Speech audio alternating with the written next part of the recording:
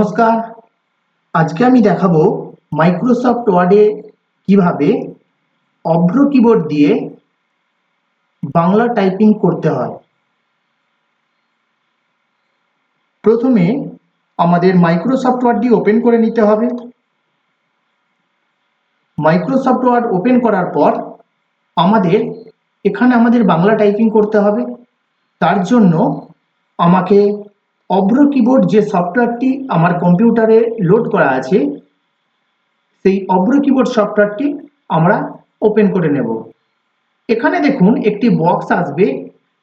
অভ্র keyboard যখনই আমরা install করার পর আমরা যখন ওপেন করব এখানে একটি বক্স আসবে। এটাকে আমাদের ইউজ আনসি এনিওয়ে অপশানটার উপর ক্লিক করতে হবে। ক্লিক করার পরই আমাদের অভ্র কিবোর্ড উপরে দেখুন ওপেন হয়ে যাবে। এবার আমাদের টাইপিংয়ের যে প্রসেস সেই প্রসেসে আমরা যাব।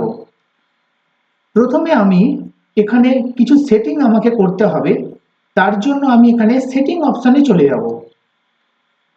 করার পর আমি এখানে এই যে এখানে গোল টিকটা আপনারা দেখতে পাচ্ছেন, এই গোল টিকটা আছে মানে এই অপশানটা আমার কিন্তু সিলেক্ট করা আছে। আপনাদের যদি না থাকে তো এই অপশানটার উপর আপনারা ক্লিক করবেন। এখানে ক্লিক করার পরই আবার আমার অপশানটা দেবে ইউজ আনসি এনিওয়ে অপশানে ক্লিক করতে হবে। এরপর আমাদের কি করতে হবে, ইংলিশটা যে আছে এখানে ইংলিশ বলে একটি লেখা থাকবে, এই ইংলিশটার উপর ক্লিক করতে হবে। এই ইংলিশটা এই জায়গাটা আপনারা সবসময় লক্ষ্য করবেন, এই যে জায়গাটা আছে এই জায়গাটা যেমন বাংলা বলে লেখা থাকে। এরপর আমাদের এখান থেকে মাইক্রোসফট ওয়ার্ডে যেখান থেকে ফন্ট আমরা চেঞ্জ করি সেই ফন্টটা এখান থেকে কিছু বাংলা আমাকে দিয়ে দিতে হবে। যে বাংলা ফন্টটা আমরা পাবো সেই বাংলা ফন্টটা আমরা দিয়ে দেব।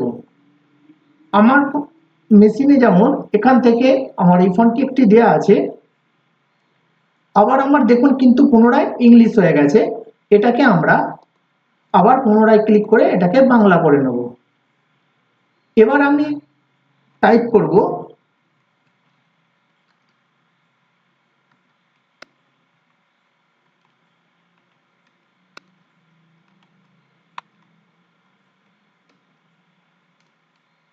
দেখুন কত সহজে আমাদের টাইপিং হয়ে যাচ্ছে বাংলা।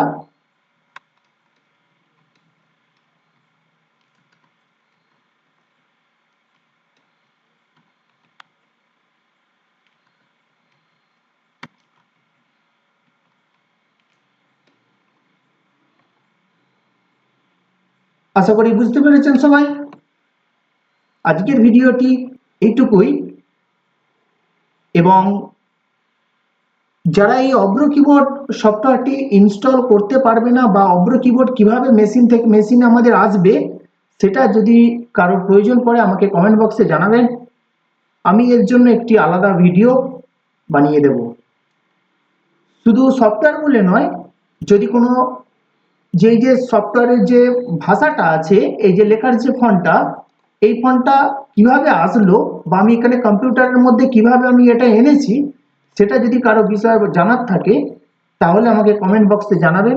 আমি কিন্তু এই বিষয়ে আরেকটি ভিডিও আমি বানিয়ে দেব।